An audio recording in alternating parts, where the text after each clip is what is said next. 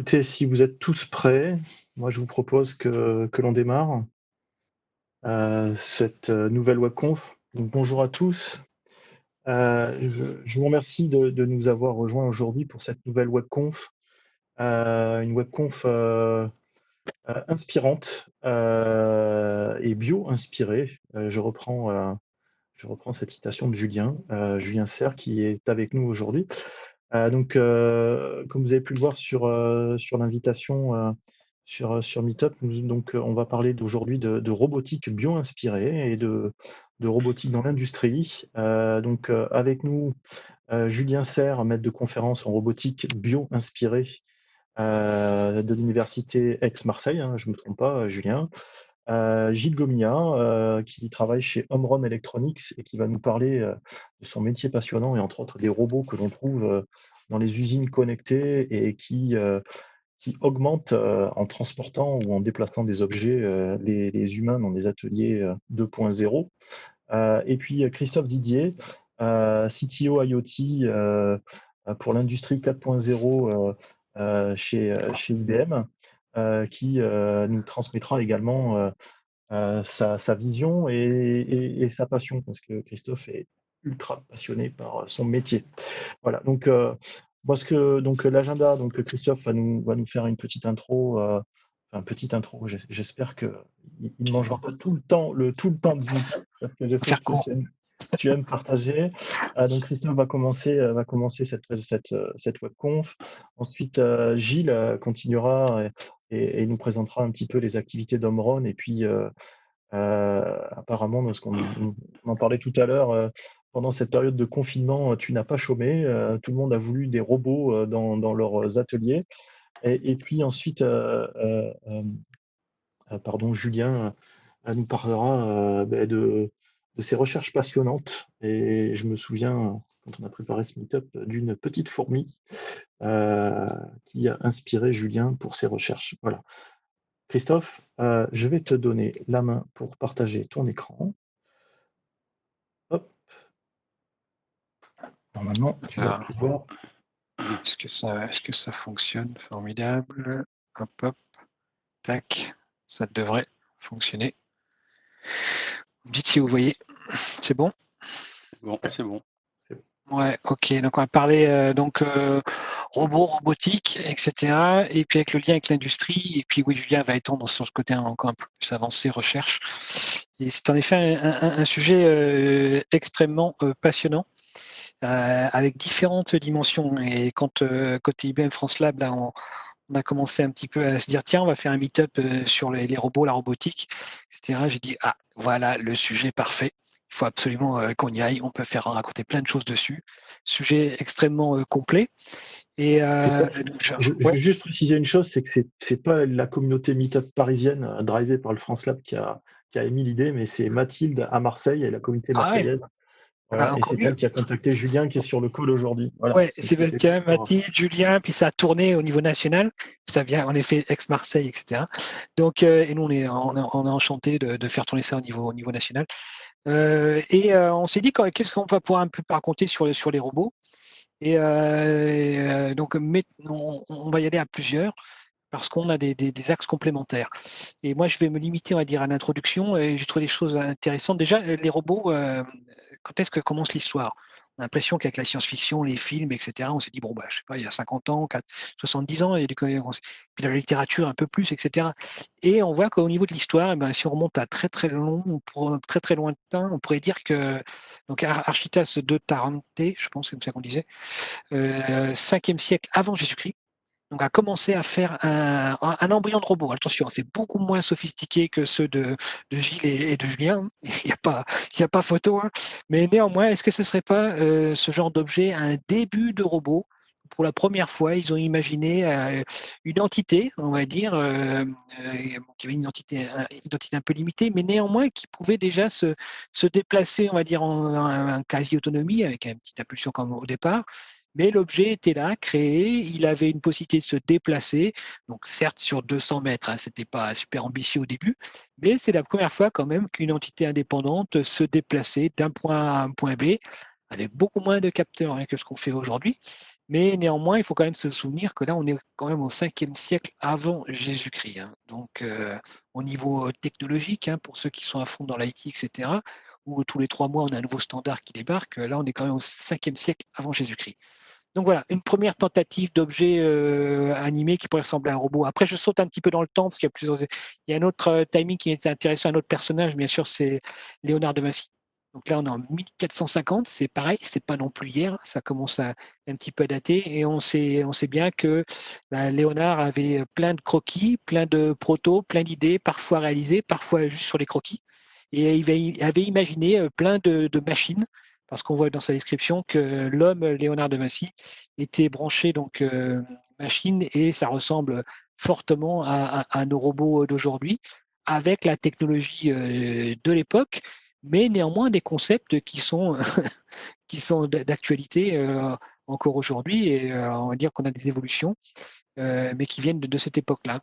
Un autre timing qu'on peut mettre aussi en valeur, c'est le coq, là, le canard de Vaucanson, qui était une sorte de digital twin, on va dire, avant l'heure, hein. Parce que là, on est en 1734, etc., donc pas encore tout à fait aujourd'hui, hein. Et il y avait déjà la volonté d'avoir une entité qui pouvait calquer sur on va dire, les comportements, et alors c'est des bio, etc., mimétisme. On s'approche petit à petit, hein, on voit la tendance, on disait, voilà, comment fonctionne ce coq, est-ce qu'on peut mettre un modèle, on va dire, en mécatronique de l'époque, hein, et essayer un petit peu de voir sa dynamique, son comportement. C'est pareil, hein, c'est 1734, hein, donc les technologies sont d'époque. Mais néanmoins, c'est un début de digital twin que ça simule de comportement, donc digestion, je vous passe les détails, etc.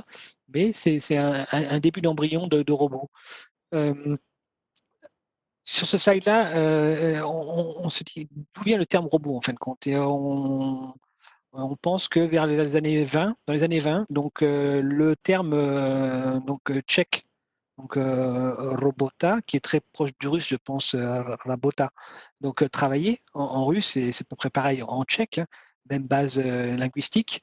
Donc c'est cette capacité d'avoir une entité qui travaille quelque part, qui effectue une tâche, une besogne, des corvées à notre place ou en extension, le fameux positionnement donc des robots.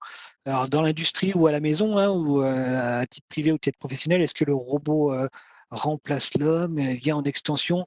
Nous, on pense que le robot est là pour augmenter, on va dire, les capacités de ce que fait l'homme. Euh, donc plein de dimensions intéressantes. Là, j'ai jeté en vrac un petit peu sur un slide les idées qui me passaient par la tête sur le robot et le lien en plus avec le côté professionnel. Le robot a cette particularité qu'en robotique, et ça paraît évident, mais néanmoins, il a obligatoirement, comme il se déplace, hein, le robot dont on parle, à nous, c'est un robot qui se déplace, que ce soit en usine, soit dans la vie privée, soit dans la rue, etc. C'est des robots qui ont une capacité de se mouvoir, donc forcément, il faut qu'ils embarquent, on ne peut pas mettre des fils partout, hein, même une super fibre optique ne passe pas, donc de l'énergie. Il va falloir avoir une alimentation d'énergie embarquée. Donc, comment je suis capable de. Alors, plus je mets de capacité, plus c'est lourd, plus il faut la traîner, etc., etc. Donc, il y a un côté efficacité, poids, encombrement, hein, dans l'aéronautique en particulier, pour ceux qui volent, mais même ceux qui restent sur le plancher des vaches, il faut embarquer de l'énergie au sein du robot. Comme il se déplace, il faut embarquer donc des moyens de communication, alors que ça soit du short range, du long range, ça peut aller dans tous les réseaux que l'on a. Si c'est un peu plus large, le private LTE qu'on met sur un site industriel, par exemple, voire de la 5G pour améliorer les temps de latence, les robots souvent vont être communicants avec de la radio. Ça n'empêche pas qu'ils vont à un moment donné, comme ils sont communicants, ils vont se connecter. Donc et là, ils vont partir, ils vont tirer parti de l'inverse. Il y a toutes les sources de connaissances qu'ils vont pouvoir récupérer dans les clouds au sens large, on va dire, et donc étendre leurs capacités et puis nous se connecter avec nous. Un côté embarqué aussi, donc alors mécatronique, parce que Julien va le montrer aussi, et puis aussi chez Gilles, ben, ces robots-là, quand ils se déplacent, il y a plein de petits détails qui font qu'ils sont plus ou moins souples, plus ou moins flexibles, ils s'adaptent au terrain, etc. Donc, il y a des robots qui vont sur Mars, sur la Lune, même sur Terre, il y a déjà beaucoup de contraintes. Robots intérieur, extérieur, on n'en fait pas la même chose à l'intérieur qu'à l'extérieur. Et ça, il faut qu'au niveau mécanique, on va dire que tout soit bien réalisé. avec après aussi des capacités de transport, etc. Si on transporte chez lui, vous allez voir de 500 kg à plus d'une tonne 5, c'est pas tout à fait le même impact sur les articulations. On a le même problème, nous, hein, pour notre capacité à soulever des choses. Du coup, le côté IA, est-ce que le robot est une autonomie, une décision embarquée en toute autonomie, donc l'intelligence artificielle ou l'intelligence augmentée, c'est ce positionnement-là qui, de toute façon, le robot doit être légalement aussi encadré. Un cadre, donc il fait des actions, donc privé ou perso, on va dire. Donc en France, on est assez bien positionné pour avoir tout un côté législatif, on va dire, sur les impacts que peuvent avoir les robots. Edge computing, hein, donc j'ai mis aussi le terme parce que c'est un terme que l'on emploie actuellement, donc qui est le fait de pouvoir délocaliser donc, des traitements en embarqué dans ces entités.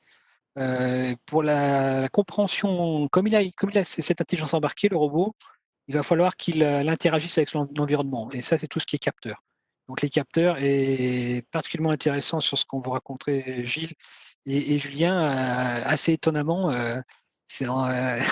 On est surpris par le côté un petit peu particulier que certains capteurs permettent d'étendre les capacités donc de déplacement en indoor en particulier.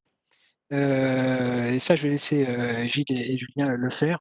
Et ce n'est pas forcément des capteurs de distance. Ça ne suffira pas. Hein. Le côté multidimensionnel est important. Nous, on le fait pour nous. Hein, quand on marche, etc., on se déploie avec ses pieds, certes, mais aussi avec son oreille pour l'équilibre, avec le son, etc. Beaucoup de choses qui fait que les robots sophistiqués sont beaucoup plus intelligents, entre guillemets, quand ils sont multidimensionnels au niveau des capteurs. Donc c'est l'IoT, hein, le fait d'embarquer, donc c'est l'Internet des objets, on va dire, jusqu'à un côté qui peut être plus philosophique et éthique et les droits des robots, etc. On va se demander, est-ce qu'on a le droit d'avoir des robots qui font tel type d'action? Ça paraît un peu bizarre à poser comme question, sauf qu'on l'a fait pour la voiture. La voiture, par exemple, au début, il n'y avait pas trop de règles, hein, on pouvait rouler à n'importe quelle vitesse. Maintenant, on sait que sur autoroute, c'est 130, 110, 90, etc., etc. Donc, il y a des règles qui encadrent ça. C'est pareil pour les robots, donc il faut les cadrer. Et puis, il y a plein de choses qui arrivent. De plus en plus sophistiqué, le robot. On n'a pas, là, ça doit être cadré parce que le robot permet de faire des choses que l'homme ne peut pas faire. Hein. Vous essayez de courir à 80 km/h, par exemple, c'est pas facile, même si vous pourrez très très bien. C'est-à-dire, on n'a pas les mêmes limites que le robot. Par contre, les robots sont assez flexibles parfois, mais le côté créatif, flexibilité, agilité, adaptabilité, on va dire que l'être humain a encore beaucoup de kilomètres d'avance. On n'a aucun souci à ce niveau-là. Donc, il faut le législatif va nous permettre un petit peu d'encadrer, de trouver la bonne synergie entre ces robots qui embarquent de plus en plus sur donc de capacités de réflexion embarquées et d'initiative en étant bien connectés à son environnement. Et c'est pas si donc que ça, quand on va entrer dans le détail avec Julien, vous allez voir que la lumière, etc., est très importante. Je le laisserai développer. Donc, on voit bien sur ce slide-là que si on attaque les robots on va dire de bout en bout, globalement, on peut y faire des choses passionnantes avec différents axes technologiques, des axes philosophiques, des axes business, parce que tout ça va nous permettre d'améliorer un petit peu l'efficacité opérationnelle en usine. Et Gilles va le développer juste après moi. Donc, je pense que j'ai fait le tour de l'introduction que je voulais faire et je vais laisser mes camarades dérouler leur partie, peut-être rebondir durant la présentation. N'hésitez pas à poser des questions-réponses également. Merci beaucoup Christophe. Je rappelle juste à tout le monde qu'en passant la main en même temps à Gilles pour sa présentation, je te passe le relais. Juste, je voulais partager avec tous que on fait un record de ce meet-up et donc si vous êtes arrivé un petit peu en retard, vous pourrez revoir tout cela sur YouTube dans quelques jours. Gilles, tu dois pouvoir partager ton écran normalement. Ok. Ben, Yes. Voilà, et donc on va continuer avec Gilles Gomila, pardon, de la société Omron, qui va nous raconter, nous expliquer ce que fait Omron dans le domaine de la robotique. Merci à toi, Gilles. Merci. Bonjour à tous et merci d'être venus à ce webinaire. Ma présentation va être une sorte de pont entre ce que venait de présenter Christophe, donc l'aspect historique de la robotique, et la mise en œuvre industrielle de la robotique, et on va arriver vers la fin sur les évolutions. Et on a besoin de la recherche applicative et la recherche fondamentale que va nous présenter le CNRS, parce que nos robots évoluent grâce à des trouvailles. Et on a besoin de trouvailles pour faire évoluer nos robots et aussi faire évoluer notre puissance industrielle. Donc, je vais présenter Omron. Omron, c'est une société qui a 87 ans, qui a été créée par un Japonais en 1933, et il a vite eu une vision de où il allait. J'aime bien cette phrase, elle est marquée à gauche, la machine, le métier de la machine, et à l'homme, le frisson de la création. Donc, de laisser les activités répétitives ou très précises ou très contraignantes à la machine, et la création et la flexibilité à l'homme. Et donc, Omron a développé des gammes de produits, gammes qui vont des systèmes de vision aux contrôleurs, aux automates, aux robots collaboratifs. Donc, je vous laisserai un jour découvrir sur Internet ce qu'est Omron. On a une gamme très, très large pour tout ce qui est production manufacturière. Donc, vous voyez là les chiffres. On est dans le top 100 des sociétés déposant des brevets dans le monde. Donc, c'est une société qui est très tournée vers l'innovation et qui se nourrit de ce que font aussi les laboratoires de par le monde au niveau recherche. Avant de parler de fabrication, il faut parler de tendance. Les usines ne font que répondre à des besoins, à des demandes des marchés. Et il y a une chose qui est très intéressante dans les marchés modernes, c'est sa très grande variabilité. Ça va bien, ça va moins bien, il y a la crise du Covid-19, il y a un rebond. Ce sont des activités qui sont beaucoup plus rapides, changeantes qu'avant. Si vous vous souvenez, pour les plus jeunes, il y a 20 ans, une voiture, c'était une voiture, on lançait une voiture et on avait la même voiture pendant 5 ans ou 10 ans. Maintenant, les cycles de vie des voitures, les lancer, 2 ans après, on fait un restyling, un restylage, et 5 ans après, un nouveau modèle. Donc, les cycles de vie raccourcissent, les demandes de consommateurs se multiplient, et avec un même moyen industriel, il faut faire plus de choses, et plus de choses différentes. Et même aller jusqu'à ce qu'on appelle le lot 1, le produit fait pour moi. Par exemple, imaginons, je suis quelqu'un d'allergique à un composant d'un cosmétique. Mais il faut désormais qu'un fabricant de cosmétiques soit capable, dans sa production standard, de faire un produit pour moi, Gilles Gomila. Et donc ça, c'est une tendance, une demande des consommateurs qui est relayée par l'industrie. Et ça nécessite beaucoup de flexibilité, mais une flexibilité organisée. La flexibilité ne doit pas être le désordre. Donc chaque chose est tracée, chaque chose fournit des données, et ces données doivent être transformées en informations. C'est là aussi tout l'intérêt du travail que nous avons, nous, fabricants de composantes d'automatisme et de robotique, avec des gens comme IBM. Donc, il y a une donnée, la donnée, il faut en faire de l'information et il faut tracer tout ce flot de données de la fabrication jusqu'au consommateur. Et ces moyens industriels, ils doivent être productifs et flexibles. Qui dit flexible, il faut assurer les mouvements et les transports entre les unités de production. Parce qu'un jour, je vais mettre ma machine A à cet endroit, mais peut-être la machine B ou C, je vais la même mettre à côté, la bouger, suivant ce que me demande la production. Par exemple, je vais faire un lot pour la fête des mères, un lot pour la fête des pères, un lot pour Pâques, un lot pour Noël, pour Halloween. Donc, les lots de produits que je vais faire suivant les événements vont amener ma production à évoluer. Et bien là, vous comprenez bien qu'on ne peut pas figer cette production, qu'on doit la rendre flexible. Et pour ça, il faut avoir des moyens de bouger les produits en production. On appelle ça le work in progress, faire bouger les produits entre les machines de production. Aujourd'hui, vous avez 2 technologies principales. La technologie la plus connue, ça s'appelle l'AGV. AGV, ça veut dire Automated Guided Vehicle, un véhicule guidé. Il a une sorte de rail magnétique qui suit, et c'est un peu comme un bus. Il va suivre son itinéraire, il va venir vous chercher le produit à une certaine heure et l'amener à une autre heure. Il n'y a pas une notion d'optimisation, de demande, de requête. C'est quelque chose qui est sur son rail ou sur son chemin magnétique. Les industriels nous ont exprimé le besoin d'avoir quelque chose de plus flexible, de plus autonome. C'est pour ça qu'on a créé le robot mobile autonome. Et ça ressemble plus à un VTC, à un Uber que vous appelez. Vous avez besoin de lui parce qu'il y a une pièce qui est finie, il vient la chercher. Il doit aller à un autre endroit, mais il y a une tâche qui est prioritaire. Cette tâche prioritaire va prendre le dessus. Donc, il est tout le temps là pour s'adapter à des requêtes différentes, s'adapter à un environnement changeant et s'adapter à des opérateurs qui passent autour de lui, contre lui, voire même qui vont le bousculer. Et donc, il se doit d'être collaboratif et, comme le disait Christophe tout à l'heure, respecter tout un tas de règles qui sont des normes. Les États, pour protéger les opérateurs et les consommateurs ou les travailleurs, éditent des règles qu'on appelle des règles de sécurité machine. Ces robots sont certes des robots très sophistiqués, mais il faut savoir qu'ils ont autant d'attention sur leur performance que sur leur sécurité. La sécurité est primordiale. Donc bien qu'ils soient autonomes, bien qu'ils avancent rapidement au milieu des opérateurs et dans des environnements changeurs, ils restent des produits sûrs. Donc à quels besoins répondent?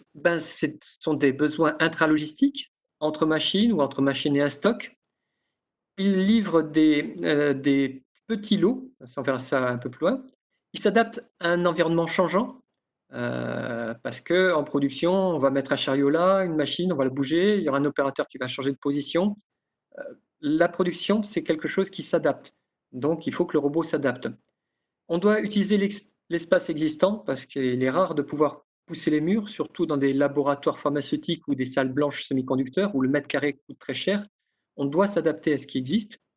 Pas de stock tampon, parce que vous comprenez que quand on fabrique des pièces qui ont une forte valeur ajoutée, chacune de ces pièces, on appelle ça des encours, sont très chères.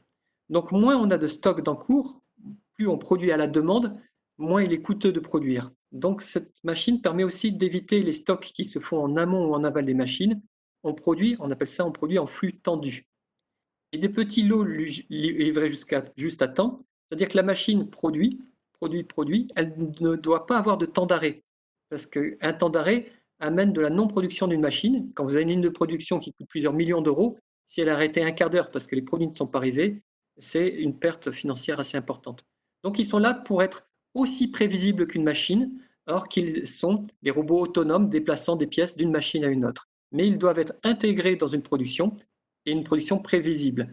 C'est là où IBM, travaillant avec Obron sur ces machines-là, on arrive à établir ce qu'on appelle du data-driven production. C'est-à-dire que toutes les données sont présentes, toutes les données sont gérées, et tous les éléments de la production sont comme un seul élément, comme une seule machine qui produisait un bien. Et ça donne de l'assurance et de la prévisibilité à l'industriel. Ces machines ont différents types de capteurs, comme je vous l'ai dit, dans des environnements changeants, avec des opérateurs, avec des moteurs, des perturbations qui vont gêner leur fonctionnement. Donc, je vais partir de la gauche.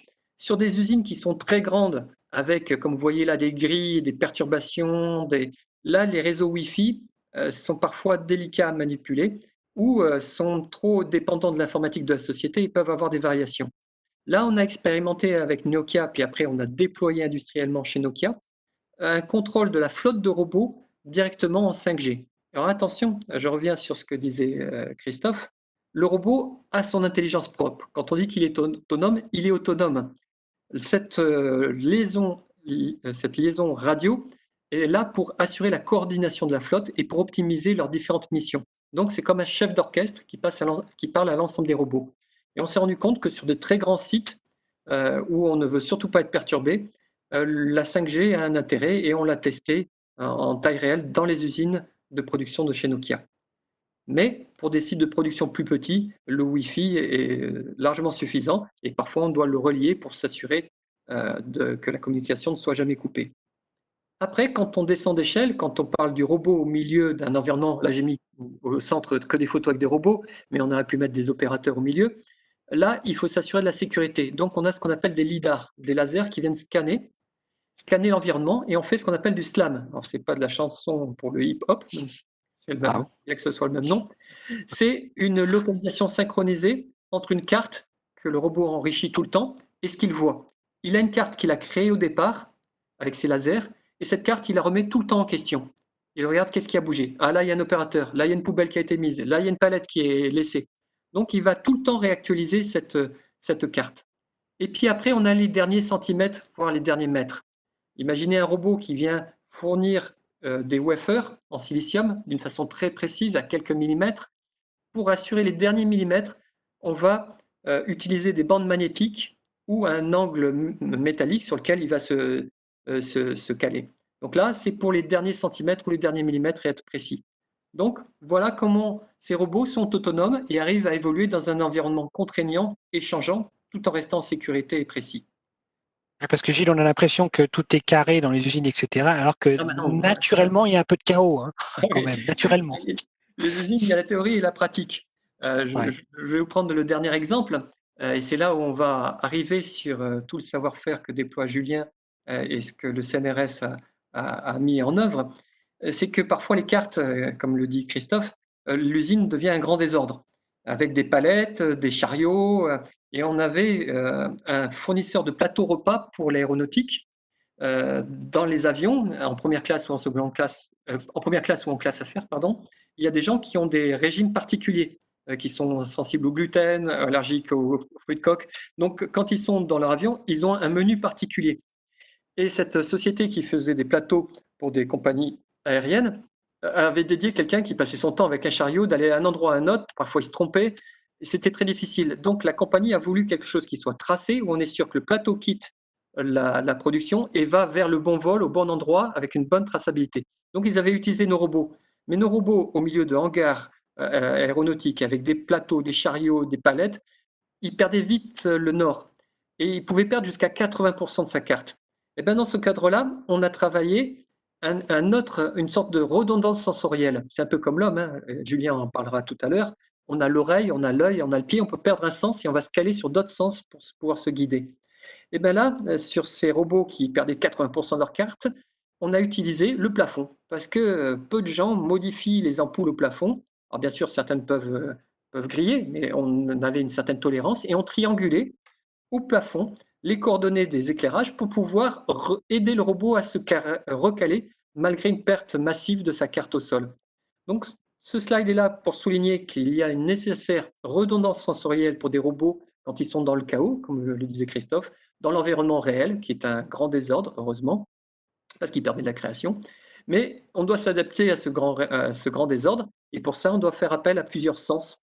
Et c'est une chose qu'on a copiée de la nature et qu'on a appliquée sur les robots, et qui me permettent de passer la main à Julien et sur les travaux qu'il a fait avec le CNRS. Ouais, juste pour Gilles, là, juste entre les deux, là, est-ce qu'on a l'impression que les robots, ça se déplace, le lidar, on voit bien qu'il va scanner partout, le GPS pour qu'on puisse se localiser, etc. Et en fin de compte, non, ça, c'est pas du tout suffisant. Non, c'est pas du tout suffisant. Alors dans ce cas-là, lui, il n'a pas de GPS, il utilise un lidar, une cartographie, des capteurs pour les derniers centimètres, mais on se rend compte que face au chaos, il faut toujours avoir une solution B ou C pour continuer à la production, pour continuer son chemin et rester en sécurité. Et c'est pour ça que la redondance sensorielle est si importante. Oui, on rappelle juste que le GPS fonctionne avec les satellites. Hein. Quand vous êtes dans un tunnel, un parking ou au milieu d'un bâtiment, le GPS ne fonctionne pas. Hein. Ne fonctionne pas. J'ai deux questions. Il y a deux questions sur le chat. La première question, c'est une question que Thierry a posée tout à l'heure entre l'intervention de Christophe et de Gilles. Au vu de ce que Boston Dynamics fait aujourd'hui, quel est le niveau de la maturité quel est aujourd'hui le niveau de maturité de l'IA embarquée? Alors, Boston Dynamics, j'aimerais avoir tous les rushs des ratés avant qu'ils fassent un beau film. Il y a un énorme chemin entre le produit de laboratoire et le produit qu'on industrialise. J'ai oublié de souligner que là, depuis 2 ans, on a plus de 1000 robots en production. Et la production, c'est du 24/24, 7/7. Donc, il y a un énorme effort de fiabilisation. Faire une technologie dans un labo, et ça, le CNRS le sait très bien, c'est déjà merveilleux. Mais après, il y a un effort de fiabilisation et d'industrialisation que nous, particuliers, nous ne connaissons pas, mais je peux vous assurer du côté industriel, c'est un effort qui est énorme. Donc, il y a un énorme travail de fiabilisation de ces technologies. En labo, on fait des choses fantastiques, mais il nous faut 1, 2, 3, 4 ans pour les fiabiliser et après les sécuriser. Parce qu'une fois qu'on a ce robot fiable industriel, on les passe dans les fourches codines, dans des tests de labos qui sont, eux, indépendants d'Omron, indépendants des constructeurs, et qui vont vérifier leur viabilité et leur sécurité par rapport à des normes et des textes de loi. Donc voilà, il y a un travail de recherche et développement qui part de l'embryonnaire, le fondamental, l'embryonnaire, une trouvaille, un brevet, un produit de labo fiabilisé. Après, il y a l'industrialisation, la fiabilisation et la certification. Donc c'est un chemin qui est assez long. Et parfois, on revoit notre copie ou on est obligé de mettre plus de sécurité. Donc, il y a un savoir-faire à la fois scientifique, technique et industriel pour arriver à ces robots. Alors moi, ce qui m'a impressionné chez côté Dynamics, là, c'est pas trop le salto arrière, etc., le monter des marches et ce genre de choses. J'ai vu alors une démo, hein, c'est comme dit Gilles, hein, c'est les démos. Bon, bah, tant qu'on est dans le cadre de la démo, ça marche. Est-ce que ça marche tous les jours, toute l'année dans les usines, etc. Je sais pas. Et je n'ai pas le détail, hein, je fais pas partie de l'équipe, mais en tout cas, c'est assez plaisant et intéressant à regarder quand même.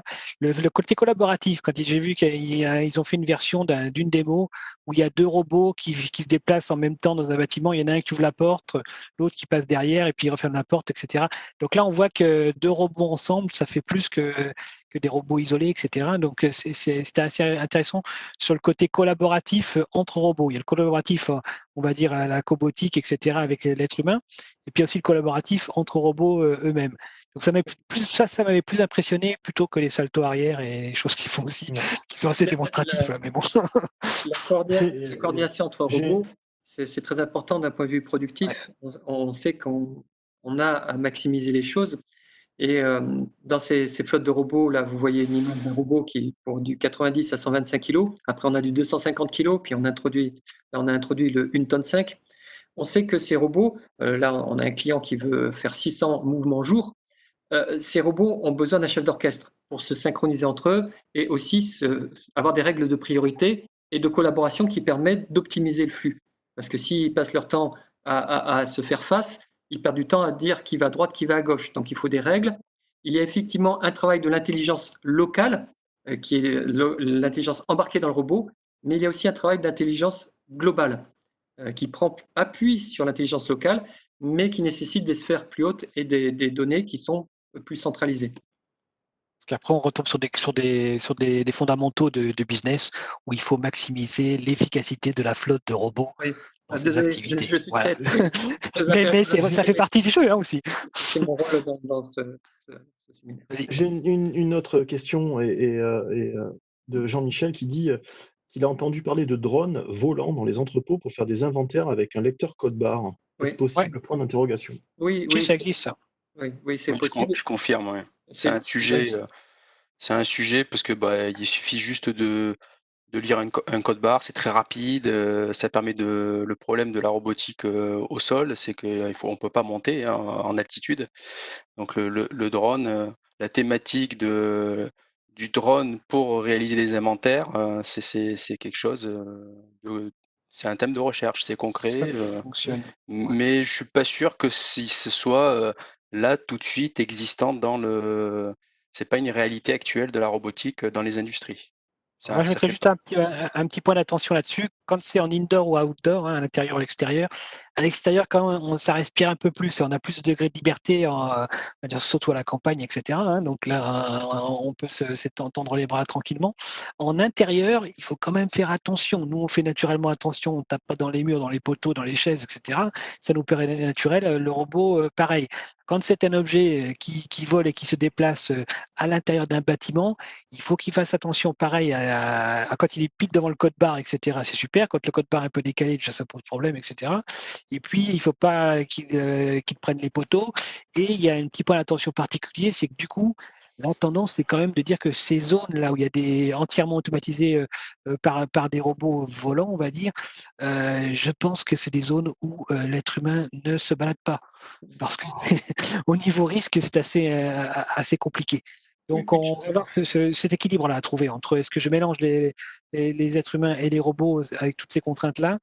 Et c'est pas si évident que ça dans certains cas. Donc, je pense alors sur le chat, j'ai Patrice qui nous dit que ça existe dans l'industrie et Renaud qui nous dit que c'est Ardis c'est ça, Ardis, en complément de voilà. D'accord. Attention aux têtes par contre. J'ai également une question qui a rapport à ce que tu viens de dire, Gilles, entre autres sur l'utilisation. Alors, je ne sais pas si tu l'as de l'éclairage pour la géolocalisation dans les bâtiments. Et Marcel qui nous dit est-ce que la technologie de communication optique LiFi ou sera développée en robotique pour faire de la localisation et de l'échange de données? C'est-à-dire utiliser la lumière pour transmettre de l'information à la place de la 5G ou... Alors, la lumière est quelque chose de très directionnel. Après, c'est suivant le robot que vous voyez là, c'est une plateforme, c'est un produit standard, mais on est obligé de l'adapter par rapport à des applications des clients. C'est pour ça qu'on a chez nous des ingénieurs applications et même de la recherche et développement applicative. Par exemple, pour reprendre l'exemple de tout à l'heure qui était de dire mettre un robot pour faire de l'inventaire ou faire une tâche dans un endroit où on ne va pas mettre un homme, on a des cadres, on a des clients qui ont des forêts de serveurs. Et dans ces forêts de serveurs, ils ne veulent pas mettre d'hommes. Ils veulent que quand il y a un incident, un robot aille voir. Et là, du coup, il a une caméra spéciale qui va surtout traiter dans l'infrarouge, voir les échauffements des serveurs et autres, et qui va avoir un bras particulier. Donc, on va customiser le robot autonome pour des missions particulière. Si le client a besoin d'une information et d'une communication directionnelle, pour une information et une communication directionnelle, la lumière est parfaite. Et dans ce cadre-là, on utilisera ce moyen-là. Mais ce n'est pas un moyen qu'on va utiliser d'une façon standard, c'est un moyen qu'on va utiliser par rapport à un besoin exprimé ou une application qui le nécessitera. C'est ça, c'est l'usage du Li-Fi par rapport au Wi-Fi ou par rapport à la 4G en private ou en public et la 5G, etc. L'avantage de la radio par rapport à ce que je disais au début, au filaire, à la fibre optique, etc., c'est qu'on a un degré de liberté. Une fois qu'on passe en radio, on part, alors que ce soit 50 mètres ou 5 km, en tout cas, on a ce degré de liberté que l'on perd un petit peu avec le Li-Fi. Il faut être un peu pile en dessous ou légèrement en dessous, on va dire, du point lumineux. Par contre, le Li-Fi a des intérêts quand même, justement, quand on veut, pour des raisons de confidentialité, etc., ne pas broadcaster sur 5 km, mais justement broadcaster sur 20 cm. Donc là, le Li-Fi est intéressant pour des zones de focus confidentialité, des raisons de débit aussi, parce que les débits sont assez intéressants en Li-Fi. Donc il faut, je pense, utiliser le Li-Fi quand on a ce besoin un petit peu de n'être pas sur de la radio classique, où on a cette liberté qu'on a un peu moins dans le Li-Fi, et puis les gammes de fréquences ne sont pas les mêmes. Donc du coup, il y a certains sites, certaines sensibilités de sites qui fait qu'on ne peut pas forcément faire du 2.4 GHz, des bandes Wi-Fi, etc. On passe sur d'autres fréquences, et là, le Li-Fi peut aussi être une alternative. Donc, voilà, donc c'est pas une réponse par rapport au robot, c'est une réponse par rapport Wi-Fi contre Li-Fi, quoi. En je la fais courte. Ouais. Merci Christophe. Une chose qui peut intéresser aussi sur le Li-Fi, c'est certifier. Si par exemple j'ai un robot qui doit vérifier des points et que je dois certifier qu'il est passé par ces points-là, on va faire une émission-réception à partir du Li-Fi parce qu'il a été obligé d'être en face. Et là, du coup, j'ai un échange de données qui me certifie qu'il est passé par ce point-là. Voilà une sorte d'application du Li-Fi. Ça peut frustrer les gens qui sont fans de radio où ça crépite un peu plus largement. Mais bon, affinité. Gilles, je te propose de conclure pour laisser la parole à Julien. La conclusion était dans ce dernier slide, c'est-à-dire que on a, même pour des robots industriels, on s'est intéressé à comment fonctionnait l'homme, et l'homme a cette redondance sensorielle, et quand on se perd, quand on n'a plus que 80% de la carte, qu'on a perdu 80% de la carte, le meilleur moyen de se repérer, c'est regarder vers le ciel. Alors, dans l'industrie, le ciel, il n'y a pas le ciel, il y a le plafond. Dans notre cadre, on regarde vers le plafond et on se positionne par rapport non pas aux astres, mais par rapport à des lampes ou des lumières au plafond de nos usines. Et je passe la main à Julien. Merci beaucoup Gilles. Merci. Julien, je te donne le focus. Hop, voilà. Donc là, je suis repassé sur mon petit slide et tu devrais, pendant ce temps-là, pouvoir partager ton écran. Ça devrait fonctionner. Voilà. Écoute, merci beaucoup. Voilà, parfait. Je rappelle juste avant que tu commences qu'on aura un replay dans quelques jours et que si vous avez des questions, c'est via le chat de Webex. Ensuite, je me charge de faire remonter les questions à notre panel. Merci beaucoup, Julien, je te laisse la parole. Merci à tous. Alors, moi, donc, il y a des choses qui ont été dites que je vais rappeler très sommairement, que j'ai illustré ici. Moi, je m'intéresse à la robotique à l'extérieur, hein, et pour pouvoir faire fonctionner des robots à l'extérieur. Et pour cela, j'ai représenté un peu le cheminement de ma pensée qui au départ, j'ai développé des solutions en biomimétique pour d'autres tâches que la navigation à l'extérieur. Et depuis 5 ans, je m'intéresse à la navigation à l'extérieur et l'utilisation du système de navigation bio-inspiré des insectes pour réaliser cette tâche. Alors, ce qui m'apparaît, moi, en tant que citoyen, hein, parce que vous voyez ici ce véhicule autonome, hein, qui est une réalité pour Tesla, Google, mais aussi Uber, eh bien, il y a toute une batterie de capteurs, en fait, qui sont montés ici sur le véhicule autonome On a parlé du GPS. Alors le GPS, c'est le système américain de localisation. Par chance, il est gratuit aujourd'hui pour tout le monde. Nous avons le système européen Galileo qui est actuellement, il y a 26 satellites, mais 22 sont en activité, 30 seront prévus. Donc pour l'instant, on ne peut pas se positionner avec un système européen en utilisant cette méthode. Vous voyez des antennes, vous voyez également le lidar, vous voyez des radars, des caméras, et en dessous, il est représenté les différentes caractéristiques de ces capteurs, et on voit que les inconvénients majeurs pour le lidar, qui est un laser, et pour les caméras, c'est les éblouissements, les milieux très éblouis, notamment lors du lever, du coucher du soleil. Eh bien, c'est inopérant, on ne peut pas se fier à ces informations-là. Et également pour le GPS, vous l'avez évoqué, en ville, il y a une occultation des bâtiments et les structures métalliques également perturbent la détection du champ magnétique terrestre pour le cap. Et donc on voit qu'il n'existe pas de solution miracle qui remplisse toutes les missions sensorielles. Voilà, en bas, vous avez ici les précisions du GPS. Je rappelle que le GPS civil, on vise, c'est environ 5 mètres de précision spatiale horizontale et 10 mètres verticale dans les meilleures conditions. Donc on voit que c'est utile pour un avion, un navire. Par contre, pour un petit robot de livraison à dernier kilomètre qui ferait peut-être 1 mètre de diamètre, ça ne conviendrait pas. Et nous, on s'intéresse donc aux mécanismes de navigation des animaux et plus particulièrement des insectes navigateurs tels que sont les abeilles et les fourmis, et bien parce qu'ils ont la particularité de se positionner très précisément dans l'espace du fait de la petitesse de leur taille, 10 mm pour environ une abeille et une fourmi, sachant que le rayon d'action d'une abeille dans son trajet journalier, c'est 13 km qui a été enregistré, le record, et pour les fourmis navigatrices, c'est 1 km. Donc on voit qu'il y a une disproportion entre la taille de l'animal et les trajets que réalisent ces animaux. Et donc c'est ça que on essaye d'atteindre. Alors ici, vous voyez dans cette illustration la ville du futur connectée à la 5G. Donc j'ai mis une petite illustration sur le côté, je ne sais pas si vous le voyez. On nous avait promis la 5G en 2020. Désolé, mais je ne pense pas qu'elle soit disponible.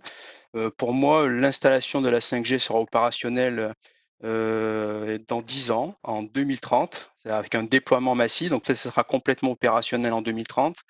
On voit qu'il y a un débit qui a été augmenté pour augmenter le nombre d'utilisateurs, et on voit que dans cette ville, eh bien, vous aurez tous les flux, les flux de véhicules, de camions, et on voit que dans la tâche de livraison en dernier kilomètre, par exemple, c'est ce qui est le plus coûteux. Donc, on cherche à optimiser ces flux.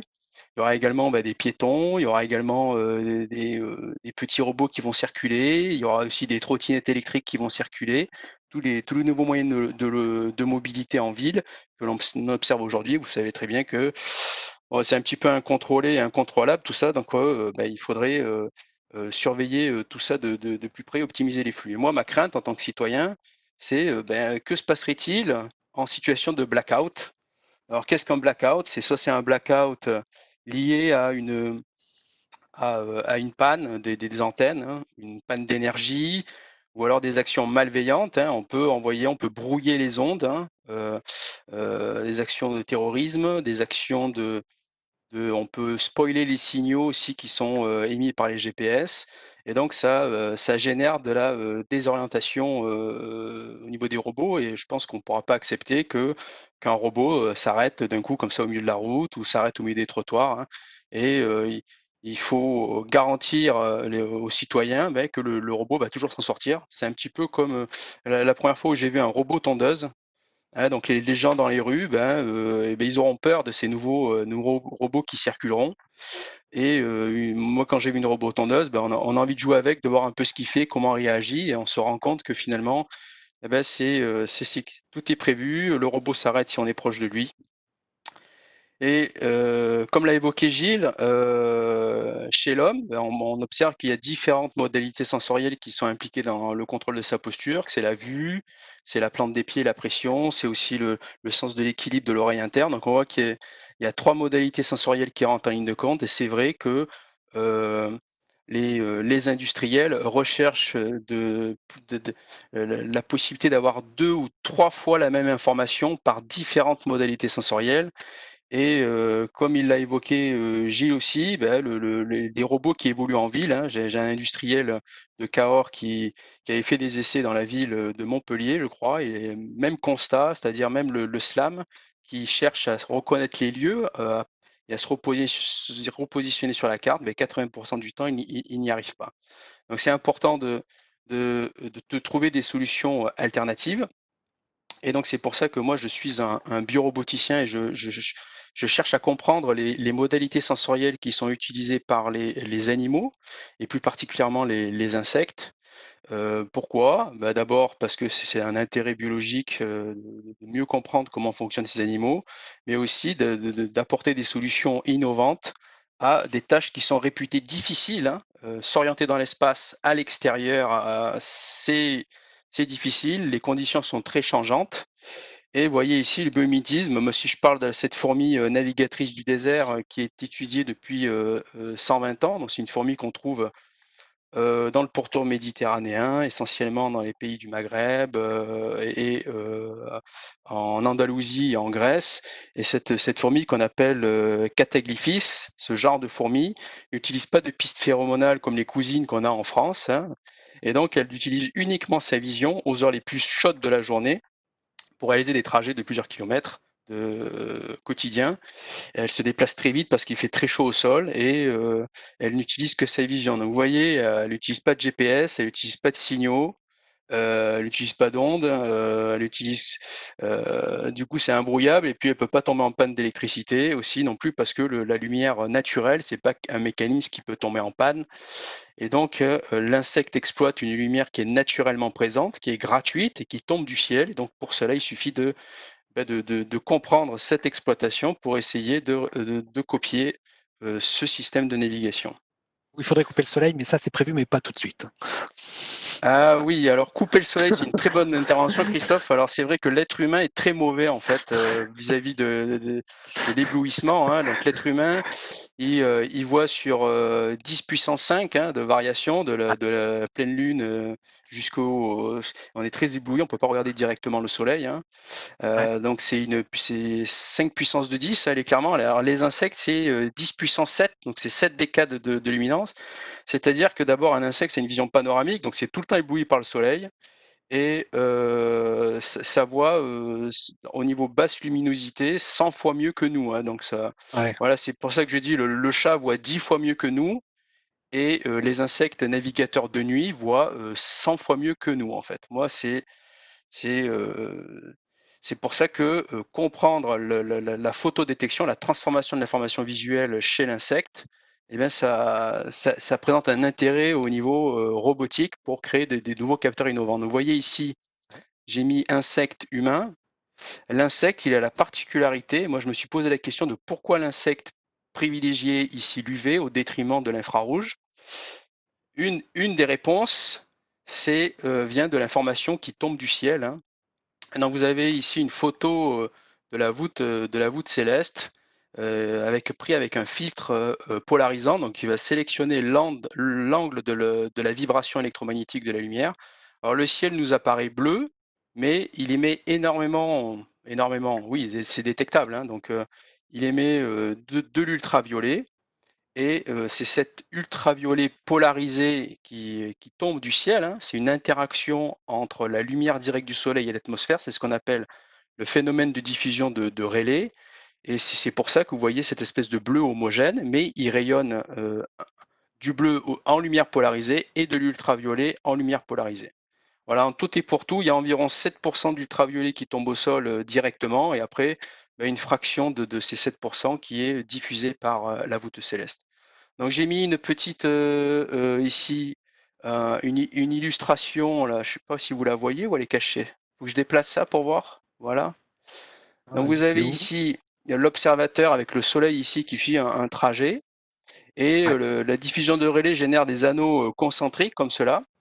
Et ce trait noir qu'on voit dans le ciel, qui est ici représenté, eh bien, c'est ce cap optique, cette information optique qui est détectée par la fourmi pour réaliser son trajet quotidien.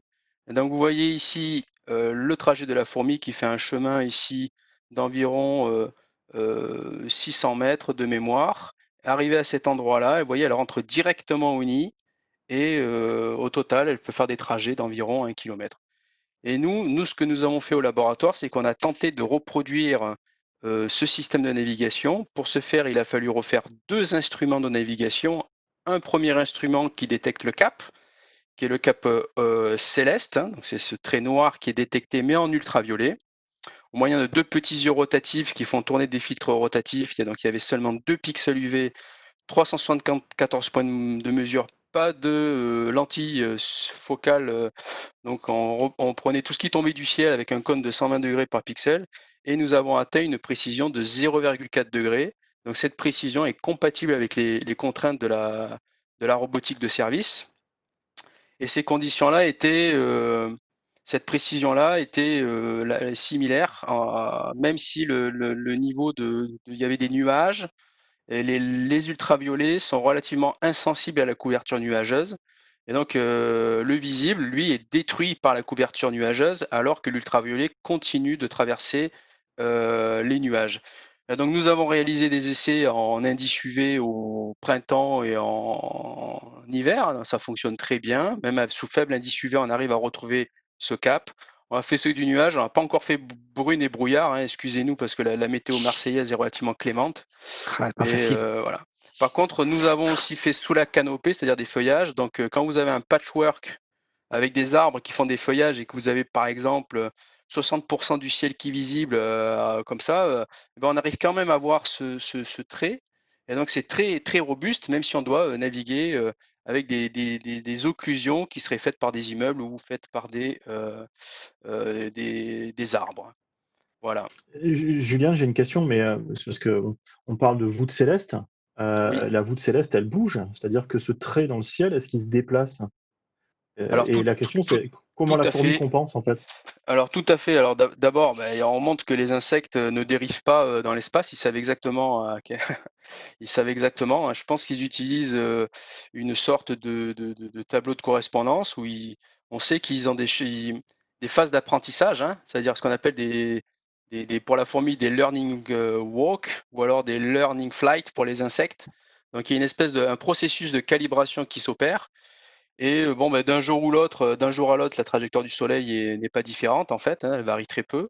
Et au niveau, pour les applications robotiques, nous on pense utiliser ce qu'on appelle la fonction éphémérique du Soleil. Il y a des modèles on sait prédire la trajectoire relative de la Terre par rapport au Soleil et vice versa à 10 ans en fait avec une très bonne prévision. C'est un phénomène qui est extrêmement répétable au cours de l'année. Donc il suffit de savoir quel jour on est, quelle heure il est, on sait exactement quelle est la trajectoire du Soleil dans le ciel. Voilà, alors bien évidemment, ce qui est intéressant, c'est de connaître ici la position du Soleil, hein, c'est une première information astrale, hein, comme l'astronavigation, les astres de nuit dans le ciel pour naviguer, ou bien les lampadaires au plafond quand on fait de la navigation d'intérieur. Et puis, vous voyez, il y a toute la voûte céleste ici, là, qui est exploitable, là où nous, finalement, on voit un bleu homogène, les animaux voient de la texture. Hein. Ça concerne les insectes, mais ça concerne aussi les poissons, les crabes et certains oiseaux qui utilisent cette information-là pour s'orienter dans l'espace. Et elle est parfaitement, c'est-à-dire ce trait noir est parfaitement orthogonal au Soleil. C'est ce que vous voyez sur la figure sur le côté ici. Alors, je pense que c'est un lever de soleil. Vous voyez que l'information est à 90 degrés. Donc, il y a une redondance visuelle dont l'insecte, par le biais de 2 informations optiques, peut déterminer son cap. Voilà. Et même si vous avez le soleil qui est masqué ou qui est sous l'horizon, eh bien, vous avez quand même une information de cap qui est disponible. Et donc, ça permet à l'insecte de toujours pouvoir trouver un cap. Alors, donc l'année dernière, nous avons publié un travail sur ce robot fourmi hein, qu'on a appelé Handbot, qui fait environ 2,3 kg, qui fait 45 cm de diamètre. Et donc pour le cap, il avait cette petite boussole céleste qui était montée dessus, et dessous, là, ici, qui aura des devants, ça va mesurer le défilement optique du sol, ça permet de mesurer la vitesse de défilement visuel du sol, avec un capteur qui était insensible aux conditions de luminosité. Hein. Il arrivait tout le temps à mesurer cette vitesse de défilement, qu'on appelle capteur MAPIX, qui est lui-même bio-inspiré, qui est le fruit de 35 ans de recherche au laboratoire. Donc c'est un prototype, tous ces capteurs sont des prototypes Et donc le robot Handbot naviguait à l'estime, hein, donc il calculait sa distance comme le fait un navigateur. Il a besoin d'avoir un cap et à partir de sa vitesse, en intégrant sa vitesse, eh bien, il retrouve la distance qu'il avait parcourue. On a réussi à faire au petit robot Handbot ici des trajets répétables. Donc ça, c'est quelque chose que vous avez évoqué précédemment vis-à-vis de Boston Dynamics. Boston Dynamics, ils montrent des jolies vidéos et c'est vrai qu'il y a 15 ans, les roboticiens, ils montraient juste une petite vidéo avec une trajectoire. Mais faire de la science en robotique, il faut que ce soit répétable. Handbot a réalisé plus de 130 trajectoires répétables. Donc, je vous montre juste un résultat, un exemple. Hein. Mais en moyenne, il commettait une erreur de 6,7 cm pour un trajet de 15 mètres. Alors certains vont me dire, pourquoi 15 mètres? Parce qu'au bout d'un moment, on n'a pas non plus des surfaces importantes devant nos laboratoires pour ce petit robot à pattes qui avait à peine 15 minutes d'autonomie. Et la particularité de ce robot, vous voyez, c'est qu'il est fabriqué en plastique avec des servomoteurs du commerce. Et c'est vrai que même si les servomoteurs coûtaient très cher, ils étaient extrêmement fragiles. Et au bout de 10 répétitions de 15 mètres, souvent on avait des servomoteurs qui tombaient en panne parce que les expériences ont été conduites aussi quand il faisait très chaud à l'extérieur. Et c'est vrai que c'était un inconvénient expérimental, tous ces échauffements et cette consommation d'énergie importante. Et donc aujourd'hui, on travaille sur un nouveau robot hexapode au laboratoire pour pouvoir faire ces distances et apporter la preuve de faisabilité que nous pouvons faire des trajets de plus de 100 mètres. Et ces 6,7 cm, hein, c'est vraiment à mettre en parallèle avec les pas élémentaires peuvent faire ce robot. Il faisait des pas de 8,2 cm. Donc on voit qu'on est en deçà. Et on pense que bon, si on avait mis ça sur un robot à roues, on nous aurait dit c'est pas une fourmi. C'est sûr, on aurait eu moins de problèmes, mais ce n'aurait pas été un robot complètement biomimétique. Donc c'est pour ça que on s'est rajouté des inconvénients finalement, mais ce sont aussi les inconvénients de la fourmi. Hein.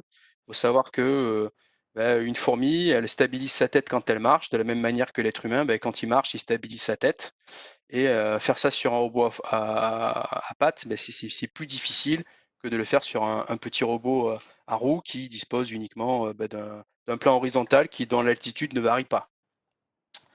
Voilà.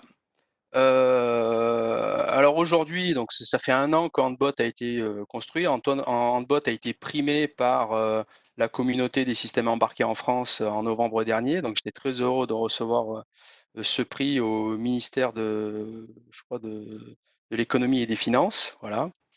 Et depuis, Handbot fait l'objet de valorisation à travers une thèse de chiffres PSA. Le but, c'est d'essayer d'ajouter cette modalité sensorielle au véhicule. Alors nous, on fait de l'exploration, donc on veut savoir si l'information est disponible en environnement urbain avec PSA. Donc c'est une thèse qui a bientôt démarré depuis 1 an. Et je travaille également avec la SAT Sud-Est qui accélère nos transferts technologiques. Donc on est en relation avec des entreprises, notamment pour la livraison d'un dernier kilomètre, pour mettre des capteurs à bas coût, hein, parce que travailler dans l'ultraviolet, c'est pas quelque chose de naturel pour la robotique. Hein, vraiment, la détection UV de l'environnement, c'est quelque chose qui est marginalisé. Alors si on fait UV plus polarisé, on est encore plus dans quelque chose de non conventionnel. Hein. Et voilà, parce qu'au départ, les capteurs UV, ils sont faits pour mesurer des index UV pour que l'homme sache s'il faut qu'il mette de la crème solaire, ou alors ils sont mis dans des applications industrielles qui impliquent des rayonnements UV, mais nullement pour faire de la navigation. Voilà. Donc je pense que je peux vous rendre la parole si vous avez des questions. Ah, merci Julien. Je trouve ça impressionnant quand même parce qu'on a commencé la conversation avec de la robotique classique, on va dire, avec les radars, les lidars, etc. Puis après on s'est dit pourquoi ils font ça, et donc apprendre le GPS, etc. Et puis on rappelle que le GPS ne marche pas en indoor, que même en outdoor il n'est pas super précis. Et puis après toutes ces dépendances par rapport à des fonctions distantes, on va dire, que ce soit les satellites, soit autre chose, et ben c'est assez limite comme tu me l'as dit, comme tu l'as dit, c'est pas résilient. Si on perturbe le système GPS, si on perturbe la radio, si on perturbe pas mal de choses, du coup l'entité autonome n'est plus autonome. Et là on voit même Gilles qui nous dit moi mes robots ils regardent le plafond. il utilise la lumière. Ah bah oui, bah, il fallait y penser, en fin de compte. Et par biomimétisme, on se rend compte que la fourmi fait pareil, mais son plafond, il est encore plus génial parce que c'est carrément le ciel complet. Et ça marche également de nuit, hein, parce que quand le soleil est derrière, il tape sur la lune, etc., il y a toujours un petit peu de lumière quand même dans le... Et la sensibilité est bien plus élevée sur la fourmi. Donc si tu arrives à avoir un capteur qui se rapproche de ce que fait la fourmi, bah, tu peux faire ça, même dans ce que nous, on considère comme étant le noir complet de la nuit. En fin de compte, il fait pas nuit, il fait pas noir complet la C'est nuit. ça, Il y a oui, quand il même un fait tout pas petit peu nuit. de lumière. Je suis Voilà. je suis complètement d'accord avec toi, Christophe. C'est ce qu'il faut Fou. savoir, c'est que dans la nature, le biomimétisme, c'est comprendre les animaux, les étudier dans leur niche écologique et essayer de comprendre comment ils fonctionnent, quelles sont les informations perceptives qu'ils utilisent. Donc, par exemple, le requin exploite très peu sa vision, hein, il utilise le sens électrique. Voilà des exemples. Les chauves-souris, ben, on s'est rendu compte qu'ils utilisaient les ultrasons et c'est difficile de copier le système émissif et de réception des chauves-souris pour arriver au même niveau de performance. Et pareillement, les insectes, il y a des insectes qui sont navigateurs de nuit, des nocturnes, hein. Il existe une abeille Melopona au Panama qui fait son travail de nuit. Il existe des fourmis qui travaillent de nuit, il existe des papillons qui volent de nuit. Et de la même manière, vous avez des prédateurs, on pense aux chouettes, aux hiboux qui, qui, qui chassent de nuit. Et donc, ils ont cette capacité à percevoir des niveaux de luminosité qui sont extrêmement faibles. Donc moi, l'être humain, pour résumer, c'est 1 lux, 100 000 lux, hein, c'est ça les unités à peu près. Ouais. 1 lux, c'est le clair de lune. Et voilà, à 0,1 lux, on voit plus rien, c'est le chat. Et donc, comme le dit Christophe, on ne voit plus la nuit, mais il y a de l'information de nuit. D'où vient cette information? Elle vient de la Lune. Et ce que j'ai fait, j'ai essayé de retrouver dans les archives de la science le rayonnement lunaire. Et effectivement, le rayonnement lunaire est extrêmement proche du rayonnement solaire. C'est juste qu'il est 500 000 fois plus atténué. Mais en l'atténuant 500 000 fois, pour les insectes, ça fonctionne toujours, mais pour l'être humain, ça ne fonctionne plus. Donc, on pourrait faire de la navigation sur le patron de polarisation de la Lune, mais pour y arriver, et c'est aussi ce à quoi je travaille actuellement à suite à ce travail reconnu sur le plan international, aussi bien vis-à-vis des scientifiques que des industriels du secteur de la robotique, eh bien, c'est travailler avec des gens experts en microélectronique, parce que la puce que vous voyez, Mapix, qui est ici, c'était le fruit d'une collaboration avec des microélectroniciens. Et si on veut réaliser des puces comme cela intégrées qui détecteraient les ultraviolets de jour comme de nuit, eh bien, ça nécessite une recherche partenariale. Et ensuite, faire des prototypes, c'est quelque chose d'extrêmement onéreux. Donc, moi, je travaille dans ce sens. Voilà, j'ai des très bons échos, hein, et notamment la SAT Sud-Est m'aide aussi, parce que bon, quand on commence à travailler avec des industriels, il faut signer des accords de confidentialité. Et on voit que pour le véhicule autonome avec PSA, on voit que pour la livraison dernier kilomètre, comme l'a évoqué Omron et les concurrents de chez Omron, il y a vraiment un intérêt, surtout à l'extérieur, hein. Voilà. Après, il a évoqué est-ce que ça pourrait marcher à l'intérieur? Il y a des gens qui me disent, est-ce que ça pourrait marcher à l'intérieur? Moi, je pense que oui, puisqu'il suffit de mettre des émetteurs de lumière polarisée, et les écrans de vos ordinateurs sont les premiers émetteurs de lumière polarisée dans le visible. Donc, on pourrait imaginer mettre des astres mimant le soleil dans les entrepôts, dans les pièces, et de générer cette amer visuelle en lumière polarisée, et également en indoor, pour faire que le robot puisse naviguer, en plus de toutes ces solutions qui ont été évoquées. Donc voilà véritablement, hein, voilà, on parle beaucoup de biomimétisme en France. Je vois beaucoup de sociétés qui s'expriment sur ce sujet. Moi, mon sentiment, c'est qu'il y a beaucoup de greenwashing derrière, hein. Alors qu'en fait, là, moi, c'est du concret, quoi. C'est-à-dire, je conduis vraiment des expériences sur les abeilles, personnellement, sur le terrain. Je travaille avec des entomologistes, en particulier de Toulouse, qui travaillent sur la fourmi, qui sont de très très haut niveau scientifique. Donc vraiment, on est vraiment au contact des animaux, on se rend compte de leur efficacité, de leur force. Et moi, c'est vraiment cette force que j'ai envie de donner aujourd'hui à l'industrie française. Après, ça pourrait nous amener aussi sur d'autres chantiers qu'on ne va pas ouvrir aujourd'hui, il y a le transhumanisme, etc. On pourrait se dire, on pourrait étendre nos capteurs à nous. C'est-à-dire que nous, comme on a des capteurs optiques, visuels qui sont pas très bons de nuit, pourquoi on ne le remplacerait pas par un capteur artificiel qui a une bonne sensibilité nocturne et dans ce cas-là, après un réapprentissage de notre réseau neuromimétique, donc avoir ces capacités étendues qui se rapprochent de celles de la fourmi. Hein, et voilà. Mais là, on va pas ouvrir le débat. Ce serait pareil pour l'auditif. On peut aussi étendre nos capacités et pas être entre 20 Hz et 16 kHz, par exemple. On va être beaucoup plus loin, moduler autre chose que les ondes naturelles, passer en 4G, 5G natif. Donc voilà. Et ça, c'est un autre débat qu'on va pas ouvrir aujourd'hui. Il y a peut-être un marché pour les lunettes connectées. Une chose que j'aimerais souligner et qui a un intérêt aussi pour les industriels, c'est la notion de vitesse de traitement. Si on prend un homme, par exemple, entre l'oreille interne et la vision nécessite beaucoup plus d'informations au niveau du cerveau et de traitement. Et parfois, par rapport à des choix et des rapidités de choix, on est obligé d'être soit au niveau du réflexe spinal, soit de la pensée cérébrale. Donc, parfois, les capteurs ont des temps de traitement qui sont différents et on doit jongler avec ces temps de traitement pour être réactif. Je parle du véhicule autonome ou d'autres applications. On sera amené à faire des arbitrages entre l'information donnée par le capteur et son temps de calcul et son impact sur ma trajectoire. Donc, ce capteur que tu présentes là, Julien, a aussi un intérêt, c'est de dire, à des moments, ce sera peut-être le capteur le plus intéressant à traiter en temps de calcul, parce qu'on n'a pas vraiment besoin ou on n'a pas le temps d'utiliser les autres. Et les industriels sont obligés de faire des arbitrages entre ces différents capteurs pour assurer une trajectoire. Et il y a donc un intérêt à avoir différents types de capteurs avec différentes façons, différents modes de détection, mais ils vont aussi amener, il faut avoir ça à l'esprit, différents temps de traitement et de calcul. Et ça, c'est effectivement l'agilité, la rapidité, hein, c'est déterminant pour la robotique. Donc là, pour bien se rendre compte, donc vous voyez, il y avait 2 pixels sur la boussole céleste ici.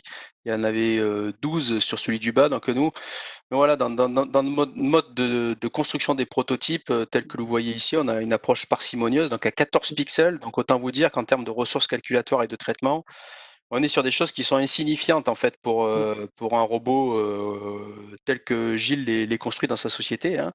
C'est une chose que je voulais souligner, pour prendre un exemple grossier pour que tout le monde comprenne. Quand on met la main sur une plaque chaude, on n'attend pas l'information de l'œil qui dit tiens, j'ai la main qui est rouge et qui brûle, on levait la main. On a une information qui est immédiate, qui spinale et qui parfois ne remonte pas totalement au cerveau. Avant qu'elle soit au cerveau, on a déjà le réflexe d'enlever la main.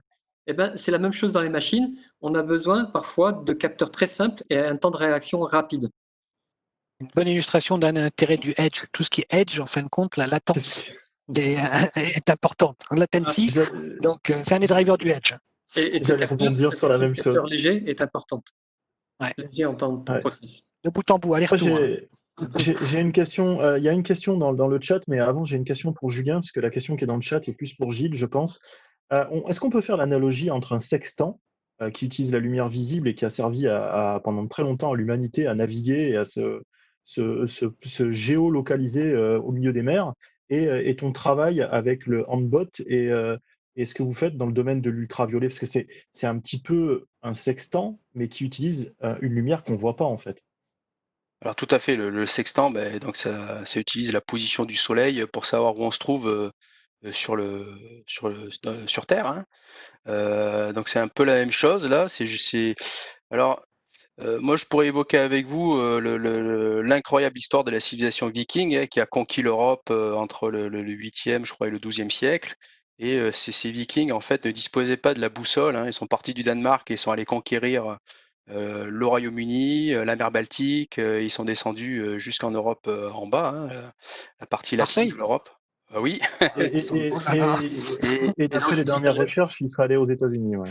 Oui, ils sont allés jusqu'à Terre-Neuve. Hein, ils ont retrouvé voilà. Donc c'est les Vikings ce sont les premiers humains qui ont découvert l'Amérique, mais ils n'ont pas eu le temps de faire demi-tour pour nous le dire. Mais voilà, donc ces Vikings, ils utilisaient un matériau ils appelaient ça un cristal qui s'appelait la pierre du soleil. Et c'est un matériau biréfringent qui utilise la lumière polarisée dans le visible. Et comme les Vikings évoluent à des latitudes proches du cercle polaire, ils ne voyaient pas le soleil. Donc, ils ne pouvaient pas utiliser le sextant ou l'ombre portée au sol par le soleil, parce qu'ils utilisaient un petit bâton en fait sur une surface d'eau pour voir l'angle que fait l'ombre. Hein. Ça fait un petit triangle. Donc c'était pas possible pour eux lorsque le soleil était en dessous de l'horizon. Et donc ils ont découvert ce cristal qui avait des propriétés et sensible à la lumière polarisée. Donc ça leur permettait de maintenir un cap en mer, hein, dans ces mers extrêmement froides et difficiles. Et donc finalement, ce que nous sommes en train de redécouvrir, hein, c'est de redécouvrir cette manière de naviguer. C'est juste que il y a des travaux qui ont été faits dans les années 50 par l'armée américaine parce qu'elle ne disposait pas des outils actuels. Toute cette avionique, ça n'existait pas. Ils le faisaient toujours dans le visible. Alors la particularité, je veux dire, depuis ces premiers travaux, eh bien, c'est que le visible est intéressant, le bleu, hein. Bien entendu, c'est intéressant de détecter son cap solaire dans le bleu, hein. Par contre, lorsque les conditions météorologiques sont dégradées, ce que nous apprend la nature, c'est qu'elle le fait dans les UVA. Voilà. Et ça, le robot Handbot apporte la preuve irréfutable que même par temps couvert, il arrive à retrouver son point de départ. Et les animaux, hein, donc vous les regarderez plus de la même manière suite à ma présentation, ont ces performances extraordinaires parce qu'ils utilisent des informations perceptives qui dépassent notre champ de perception. Et c'est pour ça que ça met un certain temps à arriver. Et il y a énormément d'autres dispositifs de perception. Donc je pense sous l'eau, par exemple, l'application sous-marine, les UV sont disponibles jusqu'à 50 mètres de profondeur, 200 mètres pour le bleu. Et c'est pour ça que les animaux utilisent ça aussi sous l'eau, hein, pour pouvoir naviguer.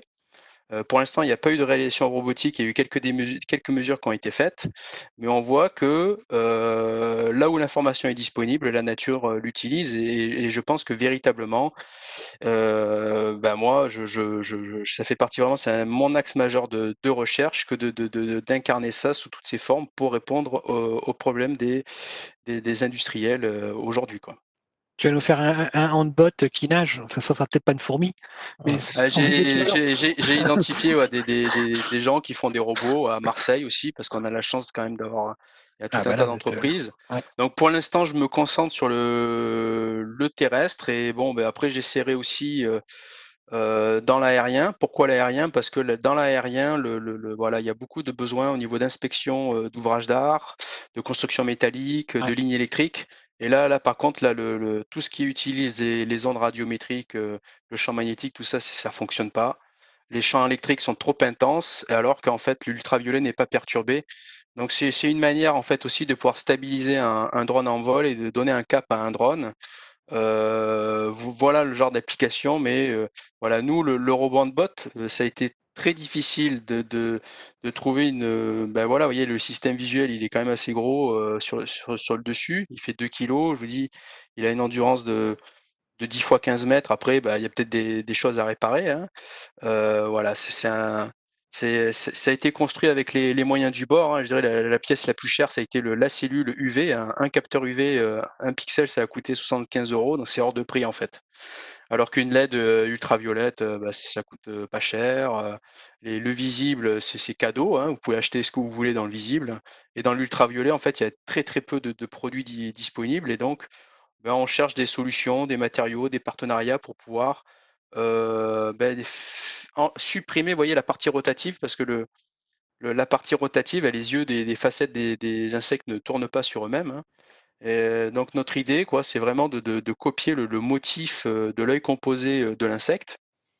La fourmi utilise 1200 pixels UV pour y arriver. Donc moi, je pense qu'avec quelques centaines de pixels UV, on pourrait déjà avoir quelque chose d'extrêmement précis.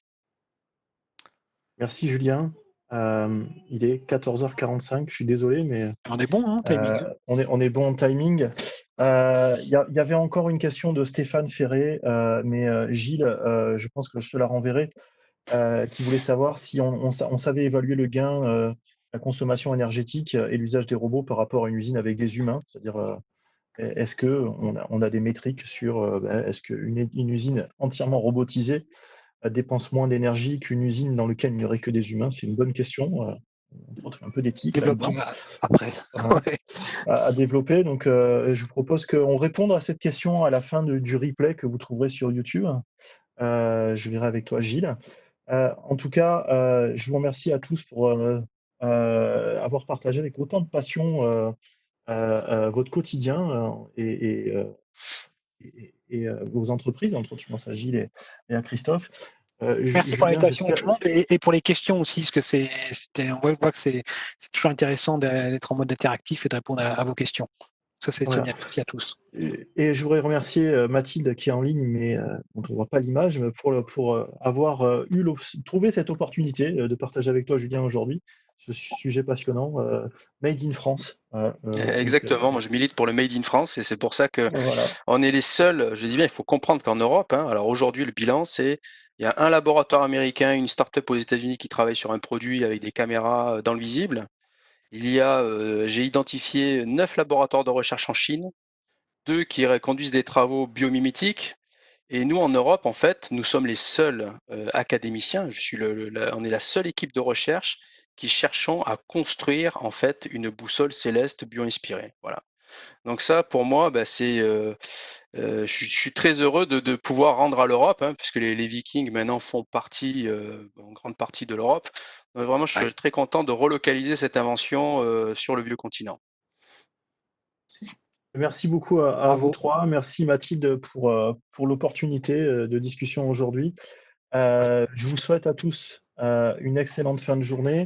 Je voulais juste préciser, parce que c'est important pour moi, que cette semaine, on continue jeudi avec un meet-up avec Jean-Michel Torres de Montpellier qui nous montrera et nous expliquera comment programmer un ordinateur quantique. Donc c'est le 3e épisode de notre série Quantum. Et puis, la semaine prochaine, on va parler encore une fois de robots, mais celui-là, il fait 38 mètres de long. Il s'appelle le Mayflower. C'est le premier bateau 100% autonome dans lequel on a injecté de l'intelligence artificielle et entre autres un produit qui est développé en France, en grande partie en France, par les équipes du lab IBM, ODM, qui est un moteur de règles et avec lequel ce bateau va pouvoir se déplacer de l'Angleterre aux USA, dans un premier temps pour sa première traversée, et puis ensuite servir de plateforme scientifique tout autour de notre belle planète. Voilà. Donc ça sera la semaine prochaine et c'est annoncé sur nos différents meet-up. Je vous remercie à tous pour votre temps. Merci Julien, Christophe et Gilles. Merci Mathilde. Et je vous dis à très bientôt. Et le replay sur YouTube, j'espère, avant la semaine prochaine. Merci à tous. Bye bye. Merci à tous. Merci. À bientôt. Au revoir. Au revoir. Merci à tous.